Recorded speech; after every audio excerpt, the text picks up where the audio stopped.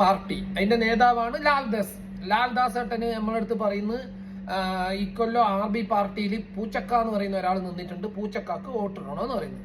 അപ്പൊ ഞമ്മെല്ലാം കൂടിയിട്ട് എന്താക്കുന്ന പറഞ്ഞെങ്കിൽ ഈ RB പാർട്ടിന്റെ ഇഷ്ടമാണ്, ദാസേട്ടന് നമ്മളെ മുത്താണ് പറഞ്ഞ് നമ്മ വോട്ടാർക്ക് ഇട്ട് പൂച്ചക്കാക്ക് ഇട്ട്.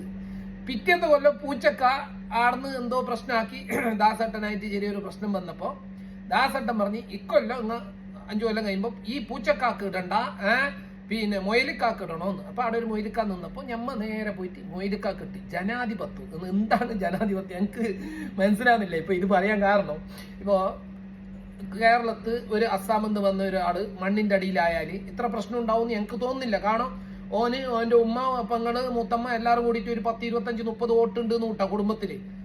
ഭയങ്കര പ്രശ്നമായിരിക്കും. അവിടെ വോട്ടുണ്ടായില്ല. ഇപ്പം വേറൊരു നാട്ടിൽ കർണാടകത്ത് ഒരാൾ വന്നു, ഓർക്ക് എത്ര വോട്ടുണ്ട്. ഈ വോട്ട് എന്ന് പറയുന്നതാണ് ഫസ്റ്റ് നമ്മളെ ഈ ജനാധിപത്യത്തിന്റെ ഏറ്റവും വലിയ വളം എന്ന് പറയുന്നത് തന്നെ വോട്ടാണ്. വോട്ടുള്ളതിനനുസരിച്ച് പോകുക. ആരെ പറഞ്ഞിട്ടൊന്നും കാര്യമില്ല. ഇപ്പൊ അവിടെ 2 ആളുണ്ട്, അവർ എടുത്തതാണ്, അവർക്ക് അവരെ വോട്ട് ആവശ്യമുണ്ട് എന്ന് കണ്ടു കഴിഞ്ഞാൽ അവർ അതിന്റെ പ്രവർത്തിക്കും.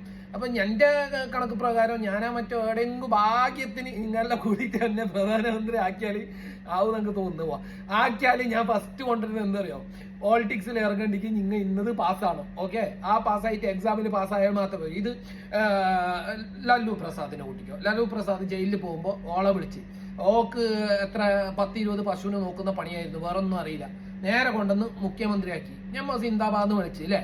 എന്തെങ്കിലും അറിയോ? ആടെ പോയിട്ട് വലിയ പഠിച്ചാളാന്ന് നിൽക്കുന്നത്. ആടെ ഉപ്പിട്ട് ഈടെ ഉപ്പിട്ട്.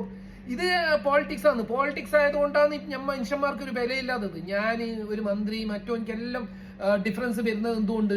ഇപ്പൊ ഒരു പൈസക്കാരൻ ഇങ്ങനെ മംഗലം കഴിച്ച് ആണ്, ഞാൻ ഇപ്പൊ പറയുന്നില്ല, ഇപ്പൊ അടുത്ത് കഴിഞ്ഞ തന്നെ ആടെ ആണും പെണ്ണും ഒന്നിച്ച് കലർന്നിരുന്ന് എല്ലാം ചെയ്യുന്നുണ്ട്. പ്രവാസകന്മാർ അല്ലെങ്കിൽ പ്രവാസികർ എന്താ പറയുന്നത്, ഇങ്ങനെ പ്രസംഗം പറയുന്ന ആള്, എന്തെല്ലാം വിളിച്ച് പറയുന്ന ആള് പ്രവാസികർ.